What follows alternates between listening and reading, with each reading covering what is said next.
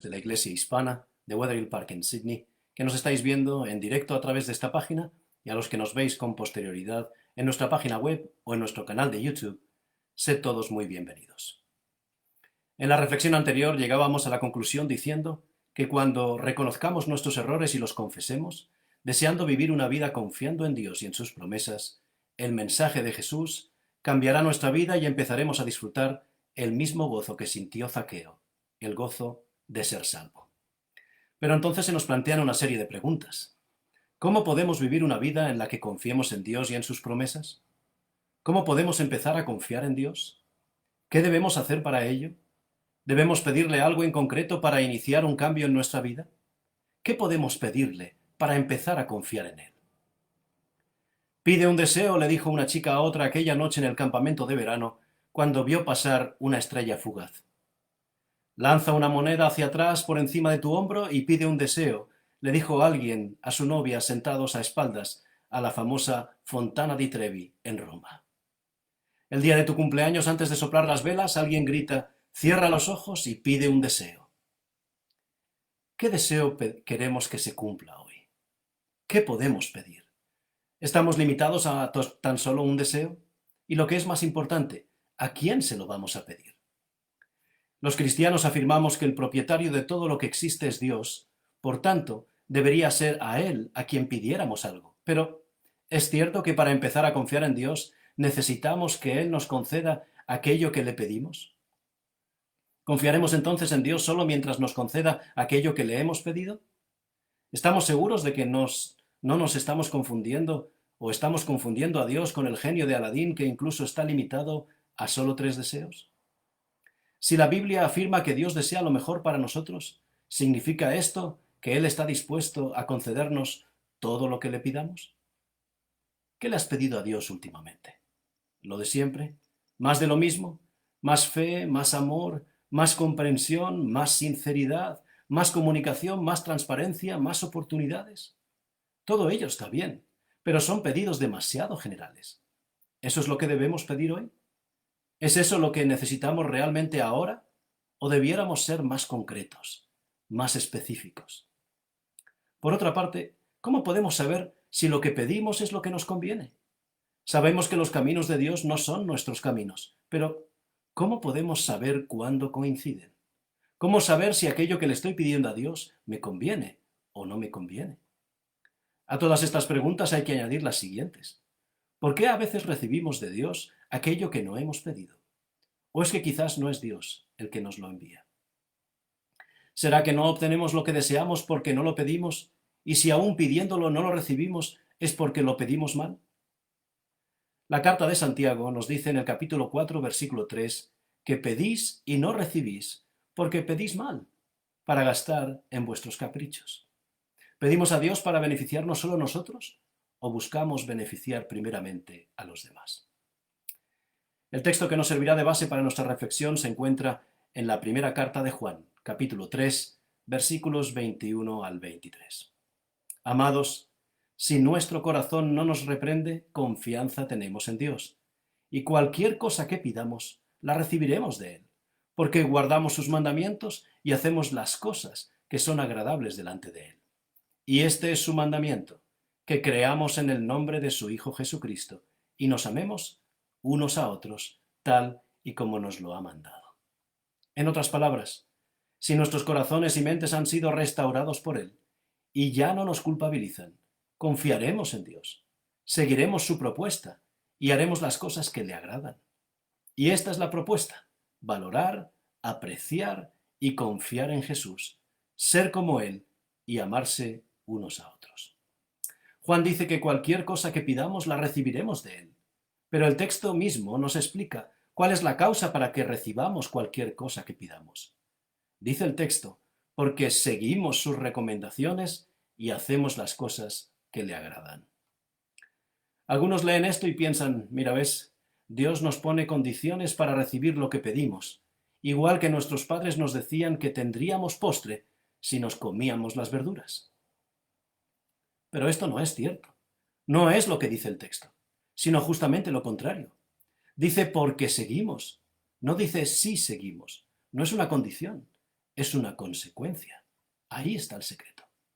Juan añade algo más. Explica cuáles son sus dos recomendaciones: ser como Jesús y amarnos los unos a los otros. Lo primero, tratar de ser más semejantes a Jesús, es algo que intentamos siempre como cristianos, pero lo segundo, amarnos los unos a los otros, parece que todavía es nuestra asignatura pendiente. Amarnos los unos a los otros es la base fundamental de ese gobierno del reino de los cielos que Jesús acercó a esta tierra y que presentó en esa clase magistral de la que hablábamos en una reflexión anterior y que llamamos el Sermón del Monte. Volvamos a la cuestión anterior. ¿Pedimos a Dios para confiar en Él o pedimos a Dios porque confiamos en Él? ¿La confianza en Dios cuándo está? ¿Antes o después de recibir lo que hemos pedido? ¿Puedo llegar a confiar en Dios independientemente de si recibo o no las cosas que le pido? Según esa carta de Juan que hemos leído, la confianza en Dios está antes de recibir cualquier cosa que le pedimos.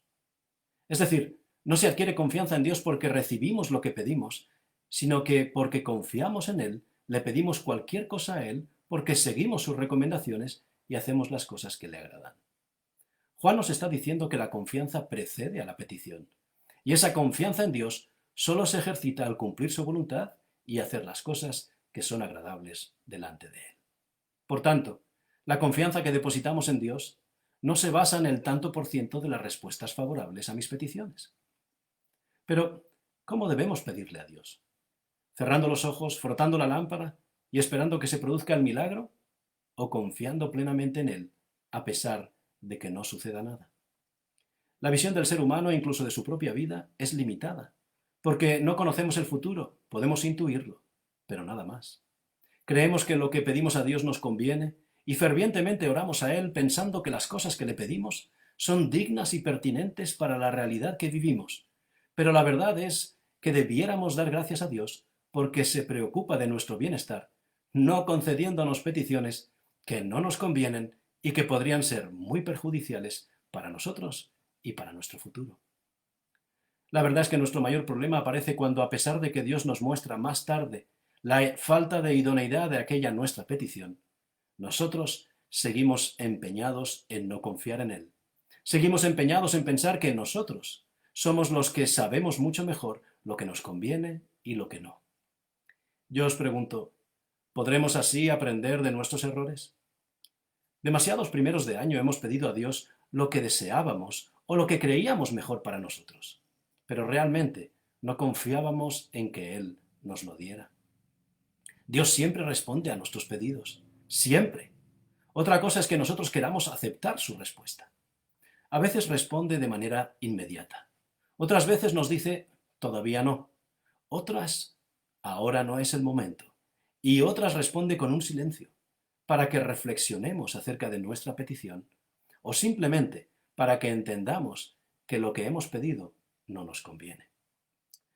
Las respuestas que recibimos de Dios no siempre encajan con lo que esperamos, simplemente porque lo que deseamos no siempre coincide con lo que nos conviene. Y Dios siempre nos da lo que necesitamos, para que nos vaya bien en esta vida y para preparar nuestro carácter para la vida eterna. En ocasiones pedimos a Dios fuerza para llevar a cabo algo, pero nos hace débiles para que aprendamos a no depender de nosotros mismos. ¿Qué hay de malo en pedir que nos dé fuerza? Curiosamente, todos los textos de la Biblia que hablan de fuerza o fortaleza nunca lo relacionan con el ser humano, sino con Dios. Entonces, ¿para qué quiero esa fuerza? ¿Me conviene que Dios me dé algo que finalmente me aleje de Él? ¿Me conviene que Dios me dé fuerza para llevar a cabo algo y que luego, cuando lo consiga, diga que lo he conseguido gracias a mi propio esfuerzo? ¿Qué desea Dios de mí cuando me hace débil? Si siendo débil adquiero fortaleza, pero ésta no viene de mí mismo sino de Dios, será algo evidente de lo cual no puedo tener dudas, y reconoceré que es algo que Dios me dio y de lo que no me puedo jactar como propio. El rey Saúl pidió a Dios fortaleza y valor para enfrentarse al gigante Goliat, pero su confianza para vencer a ese enemigo no estaba depositada en Dios, sino en su armadura, en su casco, en su escudo y en su lanza. Saúl quiso transmitir toda esa confianza a David, pero David no necesitaba esa armadura. David era fuerte porque confiaba en Dios. David venció a Goliat porque basó su confianza en todo lo que ya había hecho Dios con él en el pasado, y no en lo que deseaba que ahora hiciese en favor de él y de su pueblo. Somos fuertes cuando somos conscientes de nuestra debilidad y confiamos en Dios para que nos dé fortaleza para entender y enfrentar los desafíos de la vida. Pablo, aquel que sabía en qué y en quién había creído, les explicó a los creyentes de Corinto en su segunda carta, capítulo 12 y versículos 9 y 10, lo que Dios le había dicho. Dice así, y me ha dicho, bástate mi gracia, porque mi poder se perfecciona en la debilidad. Por tanto, les dijo Pablo, de buena gana me gloriaré más bien en mis debilidades, para que repose sobre mí el poder de Jesús. Por lo cual, por amor a Jesús, me gozo en las debilidades, en afrentas, en necesidades, en persecuciones, en angustias, porque cuando soy débil, entonces soy fuerte. Cuando me reconozco débil y sin fuerzas, es cuando soy fuerte, nos dice Pablo. Y sigue diciendo a los romanos en el primer versículo del capítulo 15, una gran verdad que todo cristiano debería recordar. Así que los que somos fuertes debemos soportar las flaquezas de los débiles y no agradarnos a nosotros mismos. En ocasiones pedimos a Dios salud para poder hacer grandes cosas, pero nos encontramos enfrentando la enfermedad para poder hacer cosas mejores. Es de nuevo el propio Juan en su tercera carta quien afirma, cuando le escribe a Gayo, deseo que seas prosperado en todas las cosas y que tengas salud. Pero Juan añade un dato fundamental para la comprensión del texto, así como prospera tu salud espiritual. ¿Qué hay mejor que la salud como para que no la pidamos a Dios? La salud es vital. Mejor todavía, parafraseando lo que dicen aquellos a los que no les tocan la lotería ni lo opuesto, la salud es lo importante. Teniendo salud, todo lo demás carece de importancia. Si eso es así, yo os pregunto, ¿qué podemos aprender de la enfermedad? La enfermedad nos hace darnos cuenta de que somos frágiles, que sin salud no somos nada. La enfermedad nos hace reflexionar acerca de nuestra absoluta necesidad de Dios. Es difícil comprender por qué la enfermedad puede ser aleccionadora, pero la enfermedad nos muestra la realidad de esta vida.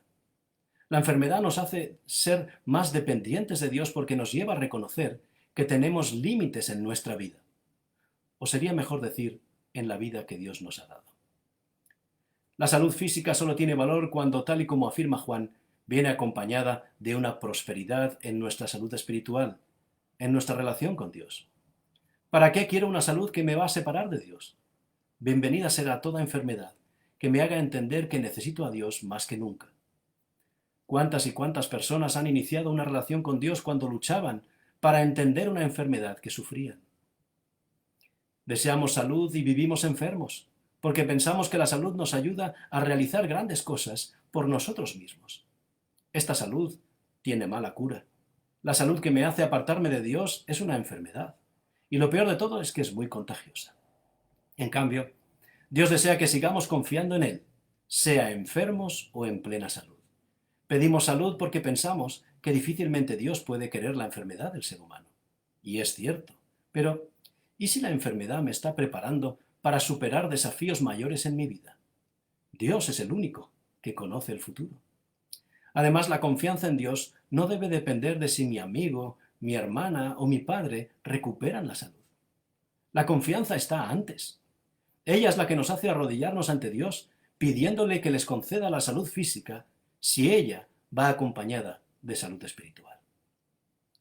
En ciertas ocasiones pedimos a Dios riquezas para poder ser felices, pero nos da pobreza para que sintamos la necesidad de Él. Señor, mi familia y yo te pedimos ser ricos para sentir que hay un Dios en los cielos que nos escucha y atiende a nuestras peticiones.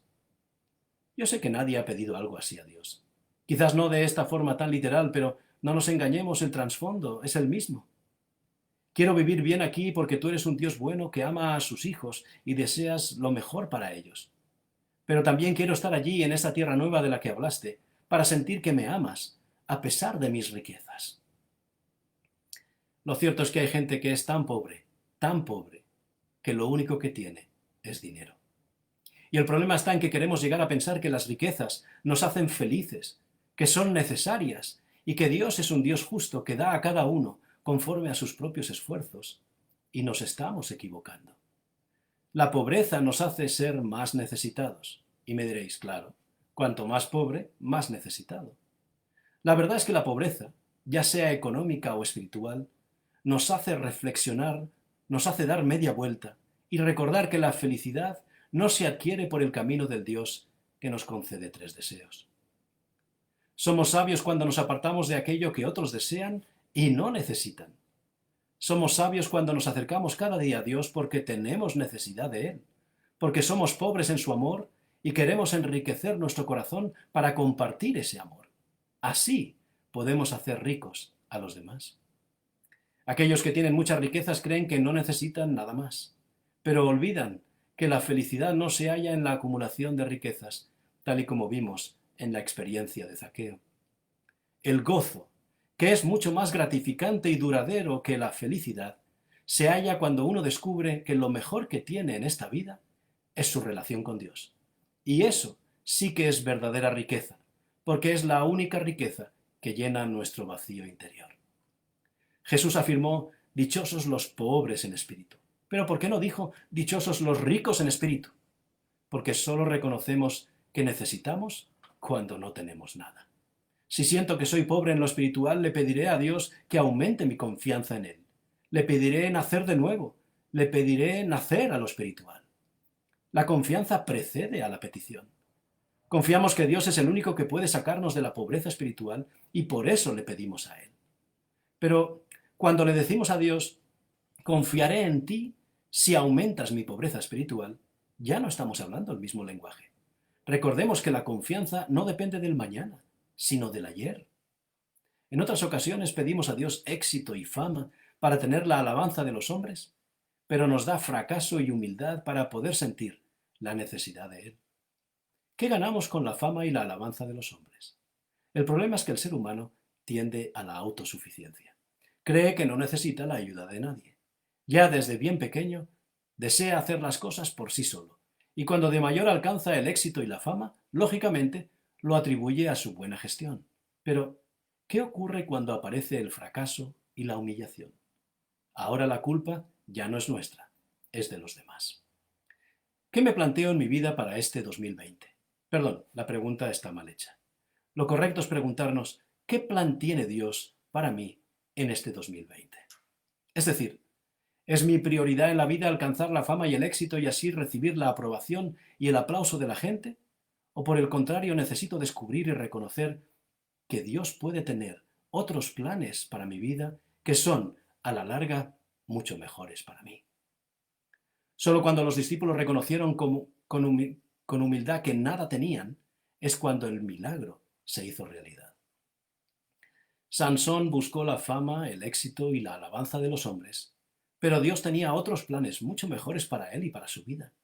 Lamentablemente, la búsqueda de la fama y el éxito llevaron a Sansón al absoluto fracaso. Llegado al final de su vida, decidió confiar en Dios y encontró así la fuerza para derrumbar y cubrir para siempre una vida de despropósitos. Vamos nosotros también a esperar el final de nuestras vidas para reconocer que confiar en Dios y dejar que Él guíe nuestra vida debería haber sido nuestra primera decisión, nuestra primera elección. La humildad es fortaleza cuando nos prepara para vencer. Así seremos semejantes a Jesús. ¿Hay poder en la humildad? Claro que lo hay. La humildad es fortaleza cuando nos hace sentir la necesidad de Dios, cuando nos impele a buscarle antes que la fama y el éxito en este mundo pasajero. La confianza en Dios se muestra al reconocer que, a diferencia de la fama, la humildad nos aleja de Él, sino que nos acerca mucho más a nuestro objetivo de reflejar el carácter de Jesús en esta vida. La confianza en Dios nos da poder, la confianza en Dios nos da paz, la confianza en Dios nos da fuerza en nuestras debilidades. La confianza en Dios es lo único que nos dará vida eterna.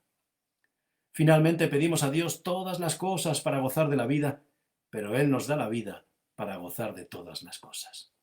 Pedimos siempre cosas para gozar de la vida, pero ¿y la vida? ¿No es ya un regalo maravilloso como para que lo contemplemos como incluido en el precio? Pidamos vida para gozar de todas las cosas, mejor todavía.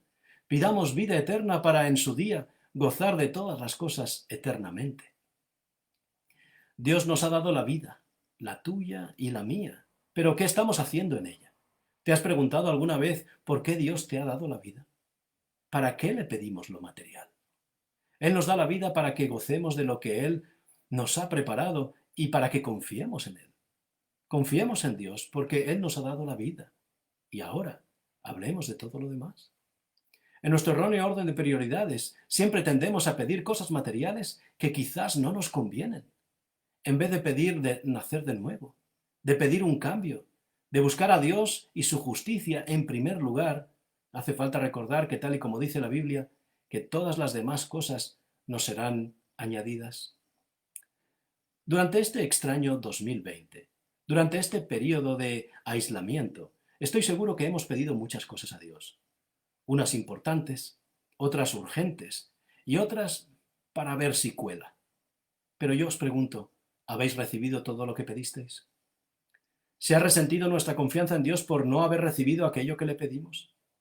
¿Puede nuestra confianza en Dios depender de si contesta o no a aquello que hemos pedido, aunque sea con mucha oración y ruego? No basemos nuestra confianza en Dios en lo que hará o dejará de hacer en el futuro, sino en lo que hizo por nosotros en el pasado. Jesús dio su propia vida para que lleguemos a conocerle y para que confiemos en Dios y en sus promesas. Y nosotros, no contentos con ello, le pedimos tan solo cosas temporales. ¿Cuál es tu confianza? ¿Cuál es la confianza que tú y yo tenemos en Dios? Recordemos que Juan nos dice en su primera carta, capítulo 5, versículos 14 y 15, y esta es la confianza que tenemos en Él, que si pedimos alguna cosa conforme a su voluntad, Él nos oye. Y si sabemos que Él nos oye en cualquiera cosa que pidamos, sabemos que tenemos las peticiones que le hayamos hecho. Dios nos da lo que nos conviene cuando le pedimos fuerza para llevar a cabo algo, pero nos hace débiles para que aprendamos a no depender de nosotros mismos. Dios nos da lo que nos conviene cuando le pedimos salud para poder hacer grandes cosas, pero nos encontramos enfrentando la enfermedad para poder hacer cosas mejores. Dios nos da lo que nos conviene cuando le pedimos riquezas para poder ser felices, pero nos da pobreza para que sintamos la necesidad de Él. Dios nos da lo que nos conviene cuando le pedimos éxito y fama para tener la alabanza de los hombres, pero nos da fracaso y humildad para poder sentir la necesidad de Él. Dios nos da lo que nos conviene cuando le pedimos todas las cosas para gozar de la vida y nos da la vida para que podamos gozar de todas las cosas. Quizás en el 2020 no obtengamos nada de lo que pedimos, pero con toda seguridad recibiremos todo, absolutamente todo lo que necesitábamos. ¿Qué podemos pedir a Dios? Pidámosle confiar en Él, y eso será, con toda seguridad, todo lo que necesitemos para hoy, para mañana y para siempre. Que el Señor te bendiga abundantemente en esta semana.